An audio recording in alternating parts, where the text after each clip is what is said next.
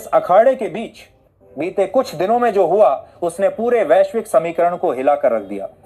America के सबसे ताकतवर और सबसे विवादित नेता डोनाल्ड ट्रंप अचानक मंच पर आते हैं और भारत को सीधी चुनौती देते हैं। कैमरे की रोशनी में उनकी आंखें चमक रही थीं और होंठों से निकले शब्द पूरे विश्व में गूंज गए। सिर्फ 8 घंटे इंतजार कीजिए और देखिए क्या होता है। यह सिर्फ एक बयान नहीं था, यह था एक टिकिंग टाइम बॉम्ब जिसकी सुइयां हर सेकंड खतरे की ओर बढ़ रही थी। स्टॉक मार्केट से लेकर राजनीतिक गलियारों तक हर कोई सिहर उठा। लोग सोचने लगे कि ट्रंप आखिर किस वार की तैयारी कर रहे हैं। क्या भारत पर प्रतिबंधों की बौछार होगी? क्या डॉलर की ताकत से भारत को घुटनों पर ला दिया जाएगा? क्या वॉशिंगटन एक ऐसा आर्थिक बम गिराने वाला है जिससे उबरना असंभव हो? लेकिन फिर कहानी में आया ऐसा मोड़ जो किसी सस्पेंस थ्रिलर फिल्म से कम नहीं था। 8 घंटे बीत गए, कोई धमाका नहीं हुआ। 16 घंटे बीते, फिर 24 और अब 40 घंटे से ज्यादा का वक्त बीत चुका था, लेकिन वॉशिंगटन की तरफ से सिर्फ खामोशी थी। एक रहस्यमयी चुप्पी जो और भी डरावनी थी, क्योंकि चुप्पी में कभी कभी सबसे बड़ा तूफान छुपा होता है। वैश्विक राजनीति के एक्सपर्ट्स हैरान थे। हर जगह एक ही सवाल, आखिर इन 40 घंटों में ऐसा क्या हुआ कि गरजते हुए ट्रंप अचानक खामोश हो गए? वो व्यक्ति जो अपने हर शब्द को धमाके की तरह फेंकता है, अब चुप क्यों है? जवाब पर्दे के पीछे था, और वह जवाब इतना पेचीदा था कि जब आप सुनेंगे तो आपको लगेगा ये किसी जासूसी उपन्यास की कहानी है। तो पूरी अपडेट क्या है, आइए विस्तार से समझते हैं। लेकिन उससे पहले, अगर अभी तक आपने हमारे चैनल को सब्सक्राइब नहीं किया है तो एक सच्चे देशभक्त की तरह सबसे पहले इस वीडियो को लाइक कर दें और उस सब्सक्राइब बटन को दबाकर चैनल को सब्सक्राइब कर लें। ट्रंप के बयान के तुरंत बाद दुनिया के अलग अलग कोनों में गुप्त फोन कॉल्स की एक श्रृंखला शुरू हो गई। पहला और सबसे बड़ा धमाका हुआ रूस की राजधानी मॉस्को में। भारत के राष्ट्रीय सुरक्षा सलाहकार अजीत डोभाल, जिन्हें कई लोग भारत का जेम्स बॉन्ड कहते हैं, अचानक रूस के राष्ट्रपति व्लादिमीर पुतिन से मुलाकात करते हैं। यह कोई औपचारिक या शिष्टाचार भेंट नहीं थी, बल्कि एक बेहद गोपनीय और रणनीतिक बैठक थी। यहां शब्दों से ज्यादा मायने रख रहे थे इशारे, और मेज पर रखे नक्शे भविष्य की एक ऐसी तस्वीर खींच रहे थे जिसमें अमेरिका की जगह कमजोर पड़ चुकी थी। इसके तुरंत बाद प्रधानमंत्री नरेंद्र मोदी और पुतिन के बीच लंबी बातचीत हुई, जिसमें दोनों नेताओं ने ऐसे निर्णय लिए जो अगले कुछ दिनों में पूरी दुनिया के पावर बैलेंस को बदल सकते थे। लेकिन खेल यहीं खत्म नहीं हुआ। ब्राजील से अगला संदेश आया। राष्ट्रपति लूला डी सिल्वा ने सीधे पीएम मोदी को फोन कर गुप्त रणनीति पर चर्चा की। यह बातचीत सिर्फ व्यापार या कूटनीति तक सीमित नहीं थी। ये दो बड़े खिलाड़ियों की वह चाल थी जिसमें हर मोहरा सही जगह पर रखा जा रहा था। और फिर आया चौथा और सबसे चौंकाने वाला कदम।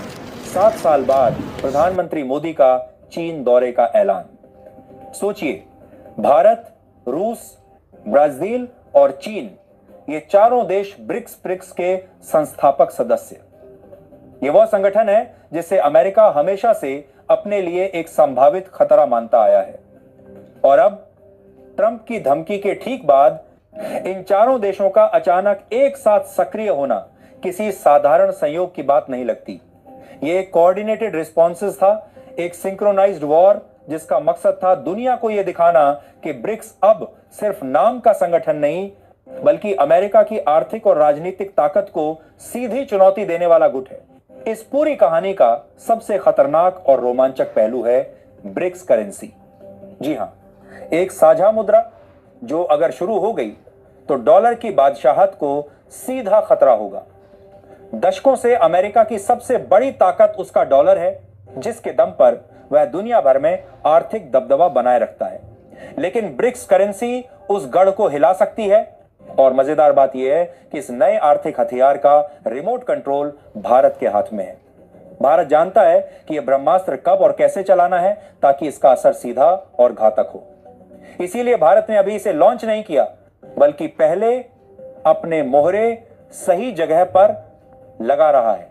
ट्रंप ने भारत पर रूस से तेल खरीदने को लेकर निशाना साधा, 25% का भारी टैरिफ ठोक दिया और धमकी दी कि 8 घंटे में बड़ा एक्शन होगा, लेकिन भारत ने घबराने के बजाय ऐसे दांव खेले कि ट्रंप को बैकफुट पर जाना पड़ा। सबसे पहले रूस के साथ सीधे रुपए और रूबल में तेल गैस ट्रेड का गुप्त समझौता किया गया। इसका मतलब है कि अमेरिकी डॉलर को पूरी तरह बायपास करते हुए व्यापार होगा और अमेरिकी प्रतिबंध सिर्फ कागज पर लिखी धमकियां बनकर रह जाएंगी। इसके बाद ब्राजील के साथ कृषि व्यापार गठबंधन हुआ ताकि अमेरिका का कृषि क्षेत्र पर दबाव बेअसर हो जाए।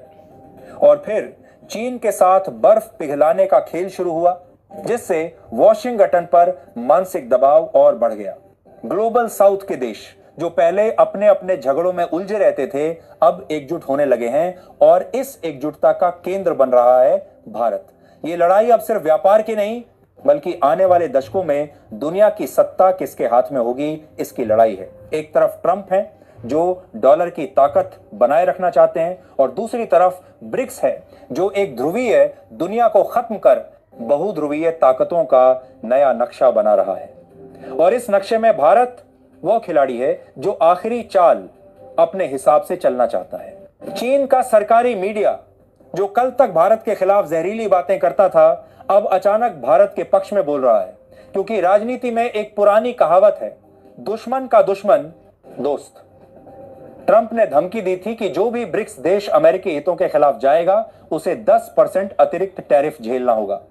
लेकिन भारत ने साफ कह दिया, रूस के साथ हमारे रिश्ते भरोसे पर टिके हैं और इन्हें किसी तीसरे देश के चश्मे से नहीं देखा जाएगा। ब्राजील के राष्ट्रपति ने तो ट्रंप से बातचीत का प्रस्ताव भी ठुकरा दिया और ऐलान किया कि ब्रिक्स की अध्यक्षता का इस्तेमाल टैरिफ युद्ध का सामूहिक जवाब देने में किया जाएगा। यानी अब यह खेल अकेले देशों का नहीं, बल्कि पूरे गठबंधन का हो चुका है। और अगर ब्रिक्स करेंसी का ऐलान हो गया तो यह डॉलर के लिए वैसा ही झटका होगा जैसा किसी राजा के लिए अपनी गद्दी छिन जाना। अंदर की खबर है कि ब्रिक्स मंच पर सैन्य और तकनीकी सहयोग के गुप्त करार भी हो रहे हैं, ड्रोन, आर्टिफिशियल इंटेलिजेंस और आधुनिक हथियारों पर।